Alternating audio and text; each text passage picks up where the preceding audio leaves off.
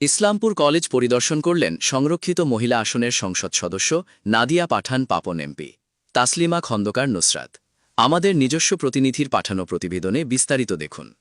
সরকারের উন্নয়ন কার্যক্রমের অংশ হিসেবে ব্রাহ্মণবাড়িয়া জেলার সংরক্ষিত মহিলা আসন 2-এর সংসদ সদস্য নাদিয়া পাঠান পাপন এমপি বিজয়নগর উপজেলার কাজী মোহাম্মদ শফিকুল ইসলাম বিশ্ববিদ্যালয় কলেজ পরিদর্শন করেছেন।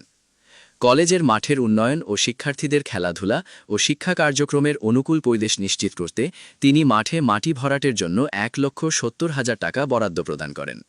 ইতোমধ্যে বরাদ্দকৃত অর্থের কাজ চলমান রয়েছে। পরিদর্শনকালে নাদিয়া পাঠান পাপন এমপি চলমান উন্নয়ন কাজ সরেজমিনে ঘুরে দেখেন এবং কাজের অগ্রগতি ও মান দেখে সন্তোষ প্রকাশ করেন। তিনি সংশ্লিষ্ট সকলকে ধন্যবাদ জানিয়ে নির্ধারিত সময়ের মধ্যে গুণগত মান বজায় রেখে কাজ সম্পন্ন করার আহ্বান জানান। জানা যায়, কলেজের অধ্যক্ষের সার্বিক তত্ত্বাবধানে মাঠ উন্নয়ন কাজ পরিচালিত হচ্ছে।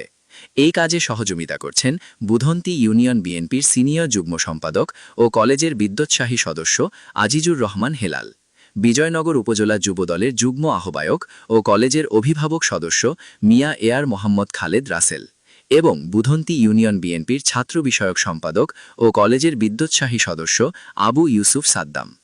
এ সময় উপস্থিত ছিলেন কলেজের উপাধ্যক্ষ, অধ্যাপকবৃন্দ, পরিচালনা পর্ষদের সদস্যগণ, সংরক্ষিত নারী আসন সংসদ সদস্যের সফর সঙ্গীরা, বিজয়নগর উপজেলা স্বেচ্ছাদল দলের সদস্য সচিব মোহাম্মদ হাবিবুর রহমান মনির, স্থানীয় সাংবাদিকবৃন্দ এবং ইউনিয়নের বিভিন্ন রাজনৈতিক ও সামাজিক ব্যক্তিবর্গ।